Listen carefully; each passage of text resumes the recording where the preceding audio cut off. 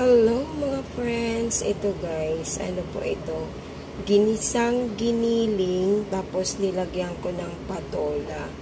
Bakit may sabaw siya? Kasi lalagyan ko ng miswa. Hindi kasi wala akong bola-bola kaya ginisa ko lang. Tapos lagyan ko siya ng miswa. Yan, yun ang ating simpleng ulam for lunch today. Yan, asynchronous na naman kami. So, tapos na akong magbigay ng aking lesson. Magluluto na ako ng lunch. Lalagyan natin to ng bok choy.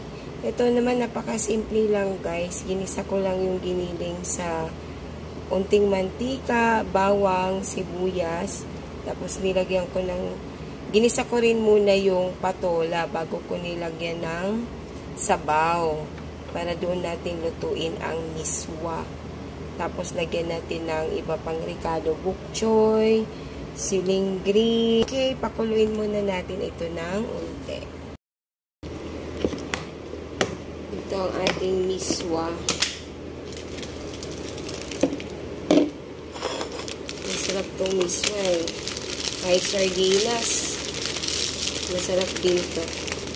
Ngayon, ihahalo natin siya sa giniling. Dadami kasi ito, pag kahit na unti lang yung ilagay mo, dagdagan pa natin para medyo madami-dami. Yan.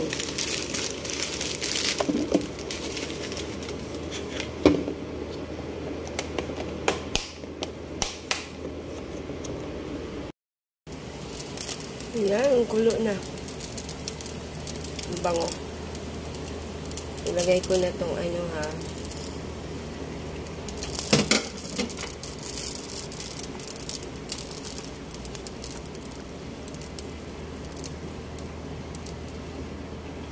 Miswa. Lagyan din natin ng magic sarap. Isang pack. Dahil marami yung sabaw. Naaamoy ko yung ano, bango.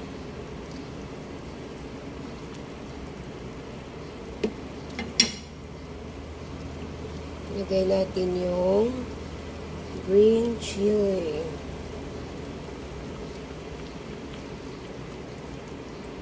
Para ma-absorb niya yung flavor. Ang sarap.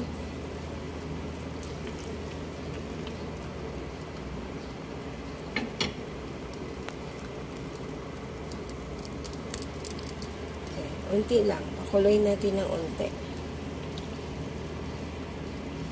Minsan, yung isang pack ng magic syrup, hindi na ako nagdadagdag ng salt para hindi masyadong maalat. Para saktong alat lang. Ilalagay ko yung stem ng bok choy. Yan. Nag-ano na kaagad ang miswa, oh. Sarap. Amoy pa lang, ulam na.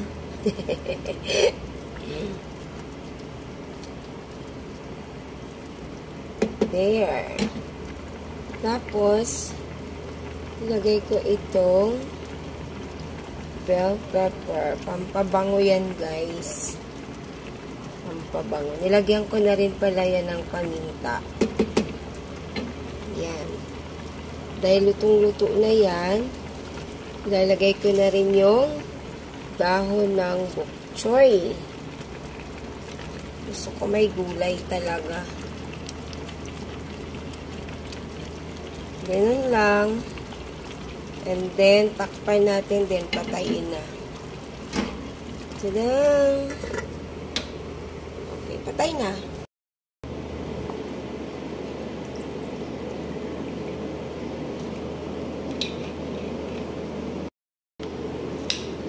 Kain tayo, guys. Yummy. Miswa.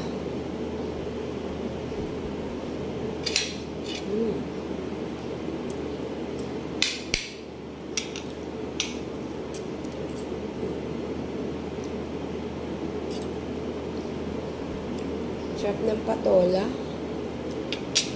Sarap na pa may gulay.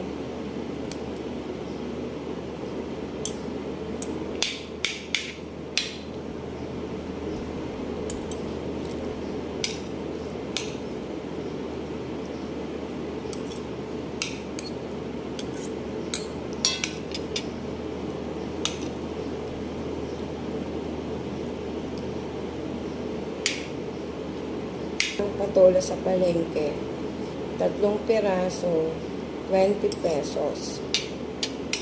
Kaya, yan, kain tayo ng patola.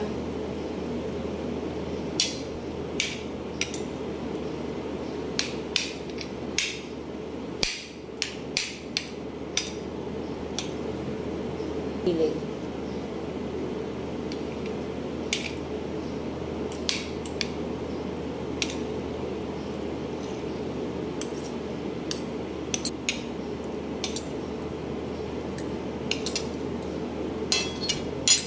Kung may gulay talaga, papakain.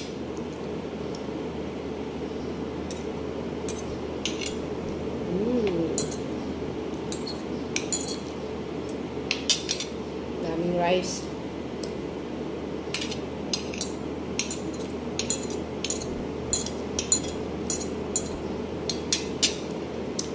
Bok choy stem.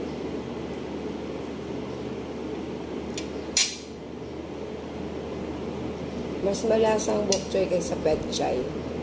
Matamis-tamis kasi siya.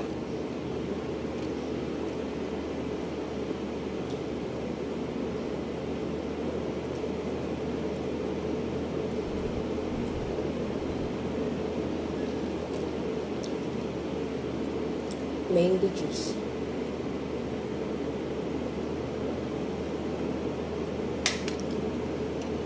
Thanks for watching.